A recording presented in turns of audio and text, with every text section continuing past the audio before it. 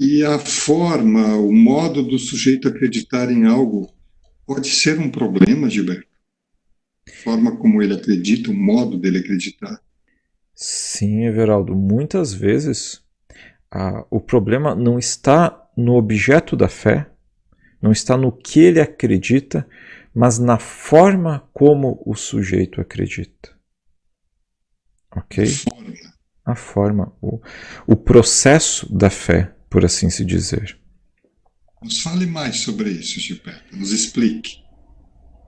Um exemplo muito simples disso, Everaldo, são aquelas pessoas que se desenvolveram historicamente, que cresceram, nasceram, se tornaram quem elas são ao longo da vida, dentro de uma religião, por exemplo, fortemente sensorial.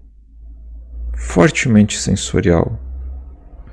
Então, por exemplo, uma religião católica na qual há toda uma relação de corporeidade com a fé, na qual ela chega numa igreja e tem aquela cúpula gigantesca e ela tem uma noção de espacialidade, na qual a relação com o divino ela se dá pelos cinco sentidos, pelo incenso, pelos vitrais ao redor dela com significados, pelo toque numa estátua, por exemplo. Veja, o processo dela acreditar em algo é pela sensorialidade.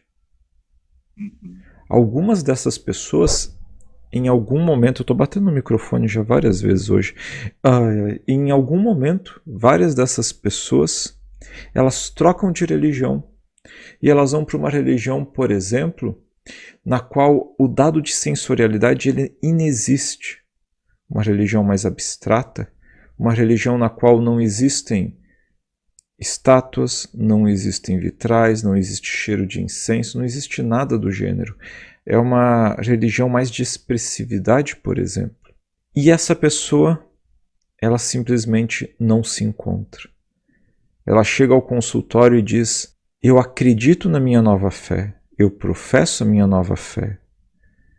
Porém, algo está errado. Algo está muito errado lá dentro. Eu não me sinto bem naquele lugar. E aquilo que eles falam tem todo sentido. Quer dizer, eu quero isso como a minha nova crença. Eu me batizei de novo, eu renasci aqui nessa igreja. Porém, tem algo errado. Me ajuda. Veja, o processo de crer desta estrutura de pensamento, ela é um processo sensorial. Quando ela é desprovida da sensorialidade, muitas vezes essa fé não consegue se desenvolver, muitas vezes essa fé ela vai gerar um repuno na estrutura de pensamento do sujeito. Às vezes vai ser como se existisse um buraco e faltasse algo. Isso é só um exemplo muito simplório de como o processo de acreditar em algo ele pode ser um problema que traz a pessoa ao consultório. Então, aqui relacionado especificamente à questão forma, né? exatamente.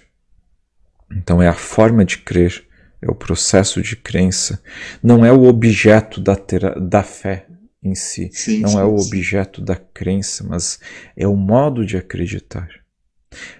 Às vezes, essa estrutura de pensamento com o tempo se adapta.